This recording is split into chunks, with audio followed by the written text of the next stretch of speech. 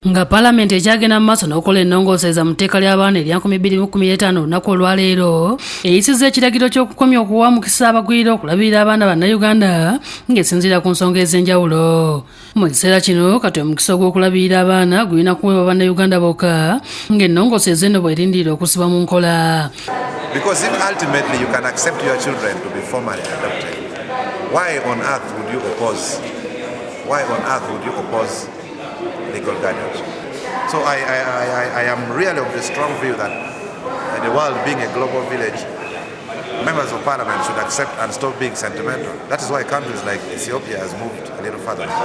Tubeko netteeka nga omuzungu bwayita mitendere emituufu najja kangezeko ekyokulabirako tulina abantu nga bawatoto, tulina abazungu abajja wano e Masaka tulina Father Ryan batwala omwana ng'ali wano mu Uganda naye nga muzungu n'amulabirira ng'ali wano, abasisita we bali naye bw'ogamba nti okibajjeko oba nga tadde oteeka tuufu tekiyamba.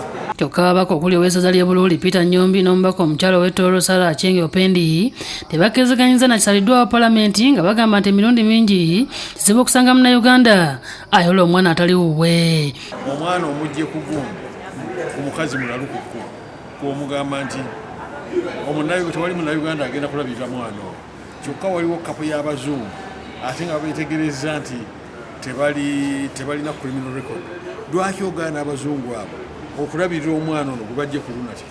Okkirize n'abo abatali Bannayuganda okusobola okulabirira abaana bano, naye tetukanyiza era bali abagambye nti Munnayuganda yekka yalina okuweebwa omukisa ogwo oba okuvunaanyizibwa okuba nti alabirira abaana mu ggwanga lyaffe. Ababaka basabye gavumenti ng'eyita mu minisitule y'ekikula ky'abantu wakiri okussa omukono ku ndagaano ya Geneva Conventions mwe bakkiriza abaana babatwaliddwa bagwira okulondoolwa. Yo ennungi tujagala, naye bw'oba ogiwadde wabweru n'okwata omwana wa Uganda n'omuwa omuntu w'ebweru kugamba yaba abeera nga legal guardian we,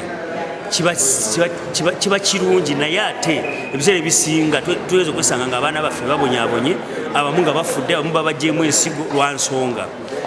Tetuli part of Hague esobola okugenda ne tulondoola abo abaana abakoze eki ababa bagenze ebweru. Long time solution ekimu ku ebyo kyekyo kyeŋŋambye basayininge Geneva Convention bagisayininga, naye ekyo mbadde kimanyi ne mu ripooti babadde bagamba kubanga wabaawo exchange ya information. 2 ku improving monitoring system.